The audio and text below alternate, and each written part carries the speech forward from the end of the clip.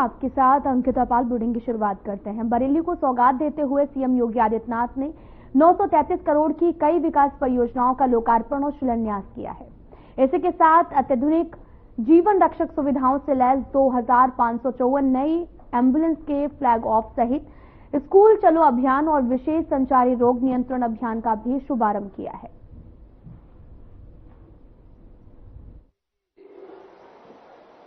लगभग 1000 करोड़ रुपए की परियोजनाओं के लोकार्पण शिलान्यास के साथ ही प्रदेश की 2 महत्वपूर्ण योजनाओं को शुभारंभ करने के लिए आज मुझे बरेली के इस महत्वपूर्ण स्थल पर आने का अवसर प्राप्त हुआ है।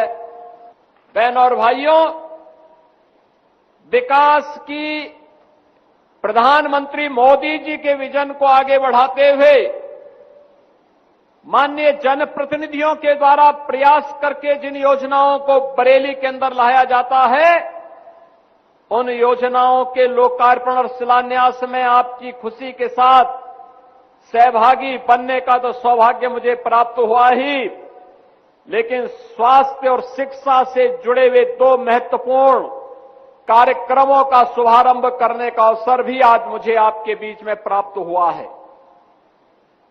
आप सब जान सकते हैं, किसी भी सुसभ्य समाज के लिए, किसी भी विकसित समाज के लिए ये दोनों बुनियादी आवश्यकताएं अत्यंत महत्वपूर्ण है।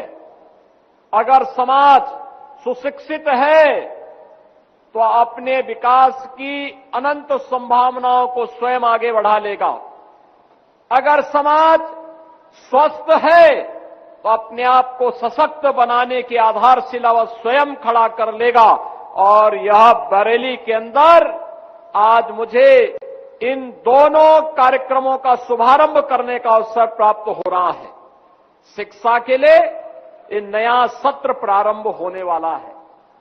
आज से सभी स्कूल कॉलेजेज हमारे खुल रहे हैं और स्कूल का यह नया सत्र प्रारंभ होने पर इन नौनिहाल बच्चों का मैं स्वागत करने के लिए और वे स्कूल जा सकें, आप सभी बरेली वासियों को और बरेली के माध्यम से पूरे उत्तर प्रदेश वासियों का मैं आह्वान करूंगा कि इन बच्चों को अपनी आने वाली पीढ़ी के रूप में प्रस्तुत करते हुए, आने वाले भविष्य के रूप में प्रस्तुत करते हुए कोई बच्चा छूटने न पाए और हम सबको स्कूल चलो अभियान के साथ जुड़ना होगा।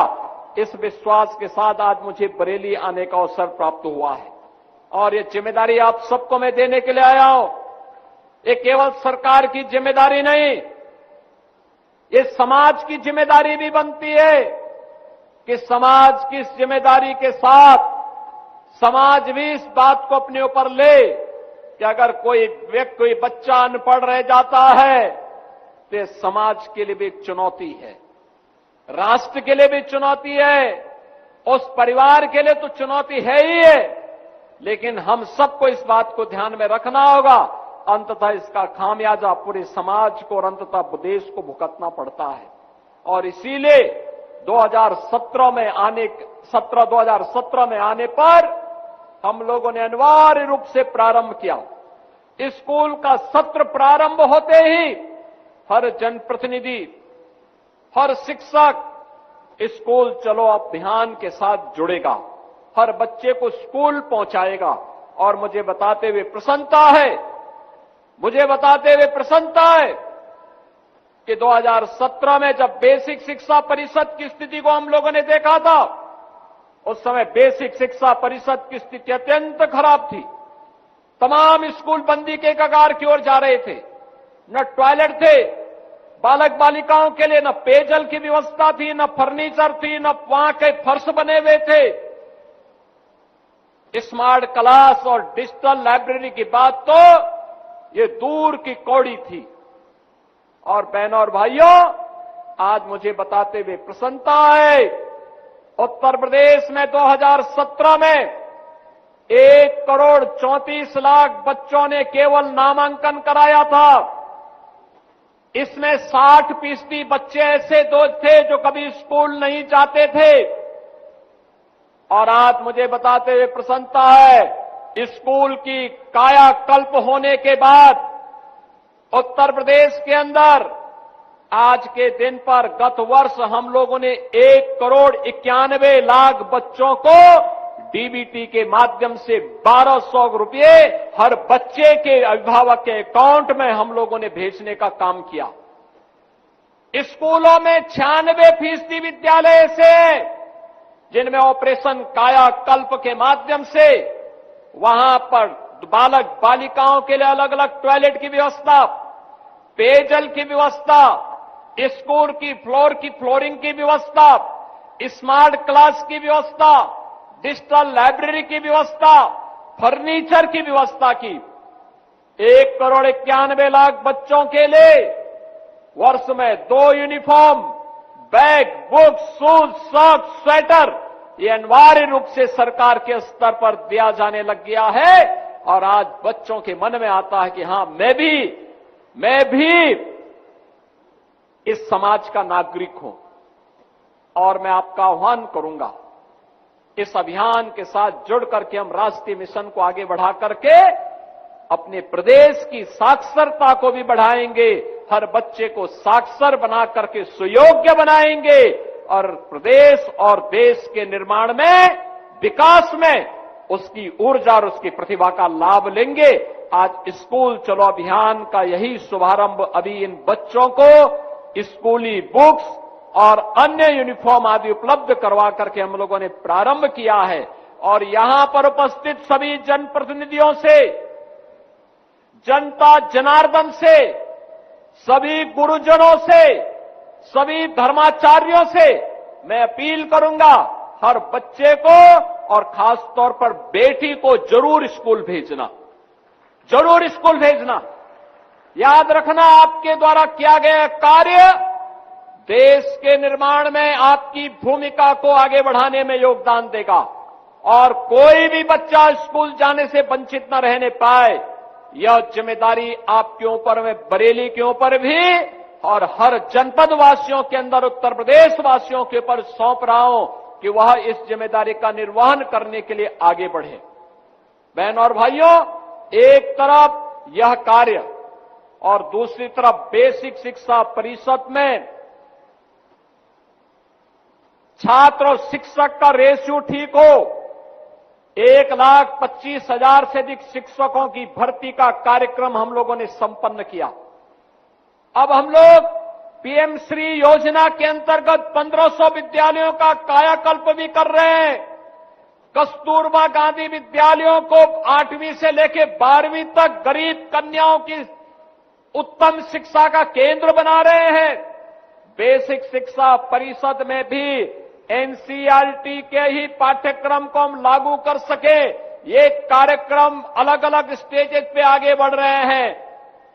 नेशनल एजुकेशन पॉलिसी के अंतर्गत इन कार्यक्रमों को सफलतापूर्वक आगे बढ़ाने का कार्यक्रम आज बेसिक शिक्षा परिषद आगे बढ़ाने का काम कर रहा है। तो अब हम लोग अगले चरण में आ गए हैं।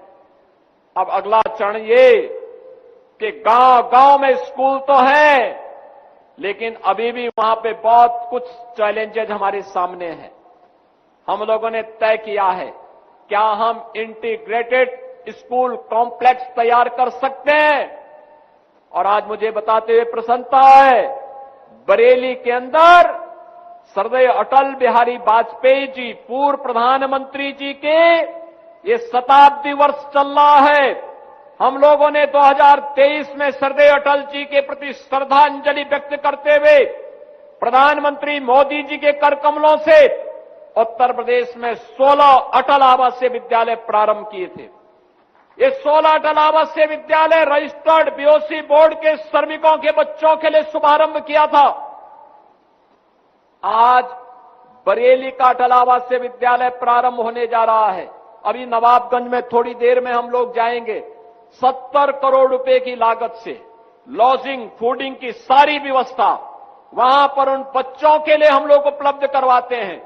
अच्छी उत्तम शिक्षा की व्यवस्था उन बच्चों के लिए है। शिक्षकों का भी प्रशिक्षण होता है, प्रिंसिपल्स का भी प्रशिक्षण होता है और फिर बच्चों को उत्तम शिक्षा देने का कार्यक्रम करा करके एक मॉडल विद्यालय के रूप में उन्हें स्थापित किया गया है। और उस तर्ज पर बेसिक शिक्षा परिषद ने भी हर जनपद में मुख्यमंत्री कंपोजिट विद्यालय को प्रारंभ करने का निर्णय लिया है। और पहले चरण में 57 जनपदों में जहां पर अटल आवासीय विद्यालय नहीं खोले गए हैं, वहां पर ये सीएम कंपोजिट विद्यालय प्रारंभ होने जा रहे हैं। ये मॉडल होगा पहले चरण जनपद स्तर पर। दूसरे चरण में हम लोग इसको लेकर के आएंगे तहसील स्तर पर, यानी विधानसभा स्तर पर। तीसरे चरण में हम लोग आके इसको लेकर आएंगे विकासखंड स्तर पर। और चौथे चरण में न्याय पंचायत स्तर पर लेकर के आएंगे, जहां पे प्री प्राइमरी से लेकर के सीनियर सेकेंडरी तक, यानी नर्सरी से लेकर के 12वीं तक की शिक्षा बच्चों को एक ही कैंपस में मिल सके। खेल कूद की व्यवस्था हो, स्किल डेवलपमेंट की व्यवस्था हो, पूरे शिक्षकों के लिए आवासीय व्यवस्था हो। इस कार्यक्रम को लेकर के हम इस अभियान को लेकर के बढ़ने जा रहे हैं। आज उत्तर प्रदेश ने शिक्षा में आमूलचूल परिवर्तन करके देश की एक बड़ी अर्थव्यवस्था के रूप में अपने आप को स्थापित किया है। और बहनों और भाइयों, इस दिशा में आज उत्तर प्रदेश तेजी के साथ आगे बढ़ा है। एक तरफ शिक्षा के लिए किए जाने वाले प्रयास और इसकी आधारशिला बनी है स्कूल चलो अभियान। और मैं आप सबका आह्वान करूंगा, स्कूल चलो अभियान को अपने कर्तव्य का हिस्सा बना करके, अपने दैनिक जीवन का हिस्सा बना करके अप्रैल में 15 दिन और जुलाई में पहले 15 दिन हर नागरिक, कोई भी बच्चा छूटने न पाए, स्कूल हर बच्चे को पहुंचाने के इस अभियान के साथ जुड़े, यह अपील आप सबसे करने के लिए मैं आज आपके बीच आया हूं। बहनों और भाइयों, स्कूली शिक्षा मजबूत होगी तो उच्च शिक्षा, टेक्निकल शिक्षा, मेडिकल शिक्षा, ये भी अपने आप मजबूत हो जाएगी। आज के मॉडर्न एज कोर्सेज में उत्तर प्रदेश के छात्र अग्रणी भूमिका के साथ होंगे और उत्तर प्रदेश इस मामले में देश का सबसे युवा राज्य है। सबसे अधिक युवाओं की संख्या हमारे पास है, सबसे प्रतिभाशाली युवा हमारे पास है। आज इस युवा शक्ति को जो उत्तर प्रदेश में रोजगार मिल रहा है, नौकरी मिल रही है, तो उत्तर प्रदेश के विकास में वो योगदान भी दे रहा है। और उस युवा के लिए, इस भूमिका को तैयार करने के लिए, नई पीढ़ी को गढ़ने के लिए, उसको तराशने के लिए स्कूली शिक्षा में स्कूल चलो अभियान का शुभारंभ करने के लिए मैं स्वयं बरेली में आया हूं, नाथ नगरी में आया हूं। और नाथ नगरी से किया जाने वाला कोई भी प्रयास कभी विफल नहीं होगा। बहनों और भाइयों, इसी श्रृंखला में हम दूसरे चरण में यहां पर काम करने के लिए आए हैं। स्वास्थ्य के मामले में, स्वास्थ्य ये किसी भी सभ्य समाज के लिए उतना ही महत्वपूर्ण है जितनी शिक्षा है। शिक्षा और समाज की आधारशिला है, तो किसी भी सभ्य समाज को सशक्त बनाने के लिए उत्तम स्वास्थ्य अत्यंत महत्वपूर्ण है। और उत्तम स्वास्थ्य के लिए उन्हें उस प्रकार के केंद्र मिले, बीमारियों की, महामारियों के बचाव के लिए जागरूकता से अभियान आगे बढ़ेगा। और आज उत्तर प्रदेश सरकार संचारी रोग नियंत्रण के एक बड़े कार्यक्रम को आगे बढ़ा रहा है। संचारी रोग, इंसेफ्लाइटिस, डेंगू, मलेरिया, चिकनगुनिया, कालाजार, इन जैसी विषाणु जनित बीमारियों से बचाव के लिए व्यापक जन जागरूकता कार्यक्रम की श्रृंखला में आज हम यहां पर आए हैं। और साथ साथ आज उत्तर प्रदेश सरकार के द्वारा भारत सरकार के सहयोग से 2500 से अधिक, 2500 से अधिक एम्बुलेंस स्वास्थ्य सेवा में जनता जनार्दन की सेवा के लिए लगाई जा रही है। यह इसलिए भी लगाई जा रही है जिससे रिस्पांस टाइम कम हो सके। 108 की एम्बुलेंस सेवा जो दिन रात आपकी सेवा के लिए समर्पित है। याद करिए 2017 के पहले इसका रिस्पांस टाइम लगभग 17 से 19 मिनट हुआ करता था। आज यही कम होकर के 7 मिनट के आसपास आया है। इसको और भी कम करने के लिए ये 2500 से अधिक एम्बुलेंस आज यहां पर एक साथ पूरे प्रदेश भर के लिए शुभारंभ किए जा रहे हैं। इससे प्रदेश की जनता लाभान्वित होगी। मैं उन सभी लाभान्वित होने वाले प्रदेशवासियों को इसकी बधाई देता हूं। बहनों और भाइयों, ये संचारी रोग के लिए उत्तर प्रदेश का अलग अलग क्षेत्र अलग अलग संचारी रोग के लिए अत्यंत संवेदनशील है। अगर आप पूर्वी उत्तर प्रदेश में जाएंगे तो गोरखपुर, बस्ती मंडल के कुशीनगर, देवरिया, महाराजगंज, सिद्धार्थनगर, बस्ती, ये सभी जनपद इंसेफ्लाइटिस के लिए अत्यंत संवेदनशील है। बरेली मंडल के जनपद, बरेली है, बदायूं है, पीलीभीत है, ये सभी आसपास के जनपद है। ये जनपद मलेरिया की दृष्टि से संवेदनशील है। आगरा मंडल के जनपद ये डेंगू के लिए संवेदनशील है। वाराणसी और उसके आसपास के जनपद कालाजार के लिए, झांसी और उसके आसपास के जनपद चिकनगुनिया के लिए संवेदनशील माने जाते हैं। इन जनपदों में इन संचारी रोग को बचाव करने के लिए विशेष अभियान चलाया जा सके। जागरूकता से बचाव का कार्यक्रम और बचाव से रोग के निवारण की दिशा में आगे बढ़ना। और मुझे बताते हुए प्रसन्नता है, पिछले 8 वर्ष के अंदर जो प्रयास प्रदेश के अंदर डबल इंजन सरकार ने किए हैं, इंसेफ्लाइटिस पूरी तरह नियंत्रित हुई है। नहीं तो जुलाई से लेकर नवंबर के बीच हजारों बच्चों की मौत गोरखपुर और आसपास के जनपदों में होती थी। आज बहनों और भाइयों, इन मौत के आंकड़ों को नियंत्रित करने में हमने सफलता प्राप्त कर दी। आज कोई मौत नहीं होती। बीमारी को नियंत्रित कर दिया क्या?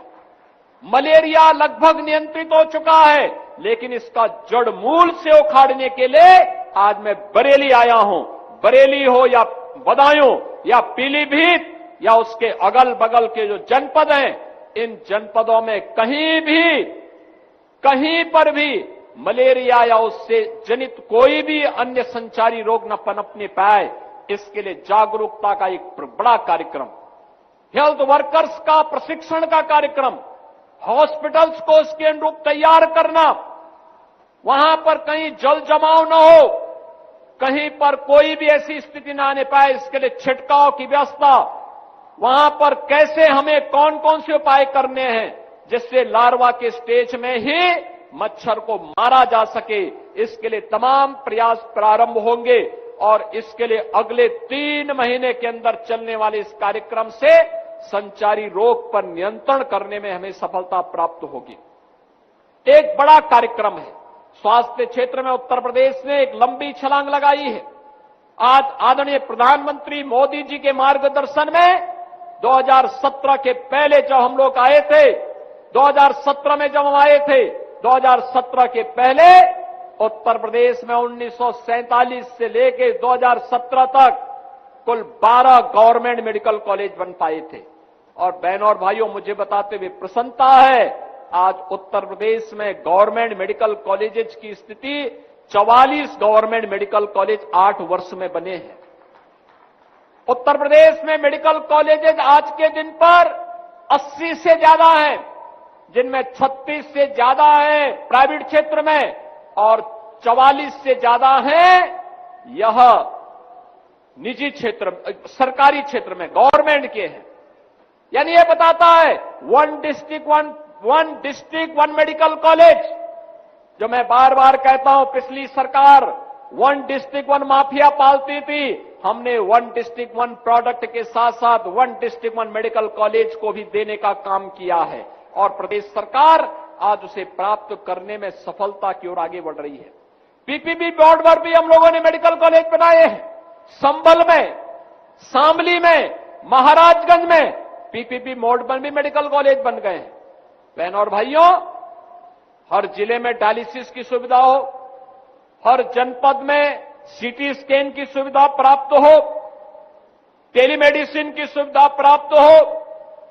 प्रदेश देश के अंदर सर्वाधिक आयुष्मान का कार्ड जारी करने वाला राज्य उत्तर प्रदेश है, जहां 10 करोड़ लोग आयुष्मान भारत में हर वर्ष 5 लाख रुपए की स्वास्थ्य बीमा का कवर प्राप्त कर सकता है। और इस दृष्टि से आप सबसे भी मैं अपील करूंगा, मलेरिया या डेंगू, इसका कारण, मलेरिया का कारण तो गंदगी और जल जमाव। गंदगी में जब जल जमाव होगा, मच्छर पैदा होगा, वह मच्छर मलेरिया को पैदा करेगा, मलेरिया को फैलाएगा, मलेरिया का संक्रमण फैलेगा, तो उसके बाद तमाम प्रकार की समस्याएं खड़ी होंगी। डेंगू के लिए कहीं भी जल जमाव हो, वह डेंगू के लार्वा को पनपाएगा। हमें अभी से तैयारी करनी होगी, जिससे बरसात के पहले पहले मलेरिया हो या डेंगू के लार्वा को हम लार्वा स्टेज में ही समाप्त कर सके, इन संचारी रोगों को नियंत्रित कर सके।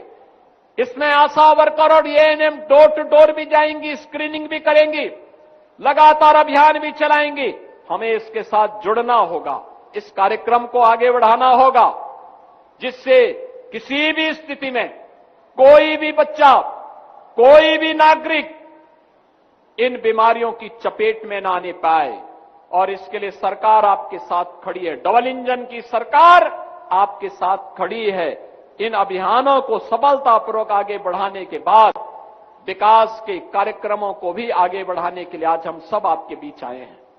बहनों और भाइयों, अब बरेली बदल चुका है। बरेली, ये वही बरेली है, याद करिए 2017 के पहले वर्ष में जहां 5, 7, 10 दंगे हुआ करते थे, पिछले 8 वर्ष में बरेली में कोई दंगा नहीं हुआ। बरेली अब चंगा है। अब बरेली में दंगा नहीं, अब बरेली में चंगा है। दंगा ये सब चूहे की तरह बिलबिलाते हैं, लेकिन बाहर निकलने का दुस्साहस नहीं कर पाते हैं। उन्हें मालूम है दंगा करेंगे तो दुष्परिणाम क्या होगा। बाप दादों ने जो कमाई की होगी वह भी एक झटके में सरकार जब्त करके गरीबों में बंटवाने का काम कर देगी। और इसीलिए आज मैं आपके पास आया हूं आपसे कहने के लिए, आज बरेली विकास के पथ पर अग्रसर हुआ है, इंफ्रास्ट्रक्चर का नया मॉडल दे रहा है। अपनी नाथ नगरी की पहचान को पिछली सरकारों ने बरेली को झुमका के साथ जोड़ा था, हम लोगों ने बरेली को नाथ नगरी के रूप में नाथ कॉरिडोर देकर के आपको आपकी पौराणिक पहचान दिलाने का काम किया है। पिछली सरकार आपकी पहचान किस रूप में प्रस्तुत की थी, और हम लोगों ने आपकी पहचान को नाथ नगरी के रूप में प्रस्तुत करके अब विकास के एक नए मॉडल के रूप में बरेली को आगे बढ़ाया जा रहा है। आज बरेली में निवेश आ रहा है, आज यहां पे इंडस्ट्री लग रही है, आज यहां पे तमाम निवेश हो रहे हैं। कोई डेयरी सेक्टर में हो रहा है, कहीं पर मेडिकल के सेक्टर में हो रहे हैं, कहीं पे उद्योग लग रहे हैं। अलग अलग सेक्टर के अलग अलग उद्योग लग करके और विकास की ऊंचाइयों को छूता हुआ बरेली हर घर नल की योजना के साथ भी जुड़ रहा है, रिंग रोड के साथ भी जुड़ रहा है, नए नए फ्लाईओवर के साथ भी जुड़ रहा है। और अब बरेली गंदी सिटी नहीं, एक स्मार्ट सिटी के रूप में अपनी पहचान बना करके देश और दुनिया के अंदर अपनी एक धमक के साथ आगे बढ़ रहा है। इस स्मार्ट सिटी के साथ आपको जोड़ने के लिए, स्मार्ट सिटी में और क्या सुविधाएं चाहिए, इसको बढ़ाने के लिए, स्मार्ट सिटी में स्मार्ट नागरिकों के लिए स्मार्ट सुविधाएं हो, इसके लिए सेफ सिटी के लक्ष्य को प्राप्त करने के लिए आज हम सब आपके बीच में आए हैं। और मुझे इन 1000 करोड़ रुपए की परियोजनाओं को देते हुए बरेली वासियों को भी मैं हृदय से बधाई देता हूं, क्योंकि आप ही के कारण ये सब संभव हो पा रहा है। आपने अच्छे जनप्रतिनिधि चुने तो हमारे जनप्रतिनिधि प्रयास करके योजनाओं को यहां लेके आते हैं। और बरेली एक ऐसा जनपद है जहां पे डॉक्टर भी और अलग अलग तबके के जुड़े हुए लोग राजनीति में बहुत बड़ी संख्या में है। अलग विषय है, कोई प्रोफेसर है, कोई वेटनरी डॉक्टर है, कोई आयुष का डॉक्टर है और कोई एलोपैथ का, मॉडर्न मेडिसिन का डॉक्टर है, लेकिन अलग अलग फील्ड के विशेषज्ञों का राजनीति में जाना यह अत्यंत सराहनीय है। कोई समाज सेवा के क्षेत्र में काम कर रहा है, अलग अलग फील्ड में, कोई ऑर्थोपेडिक्स है, कोई वहां पर आयुष का चिकित्सक है, कोई वेटनरी साइंस का चिकित्सक है और कोई किसी अन्य फील्ड का विशेषज्ञ है और कोई फिजिशियन है। आप देखिए, आपके यहां के फिजिशियन वह मनुष्य का तो उपचार करते ही हैं, वन्य जीवों का भी उपचार कर रहे हैं पर्यावरण और वन मंत्री के रूप में। वनों के आच्छादन को बढ़ा रहे हैं। एक लंबे समय से समाज सेवा करते हुए भारतीय जनता पार्टी के नीति और मूल्यों के साथ जुड़ करके जिन्होंने अपनी एक सामान्य कार्यकर्ता से अपनी जीवन यात्रा को प्रारंभ किया, ऐसे पशुधन मंत्री भी पशुधन के क्षेत्र में बता रहे थे 7,700 से अधिक निराश्रित गौ आश्रय स्थल खोल करके। देखिए, ये निराश्रित गौवंश समाजवादी पार्टी ने दिए और इसीलिए इन्होंने गायों को लावारिस छोड़ दिया था। देखा ना समाजवादी। फिलहाल में इतना ही। नमस्कार।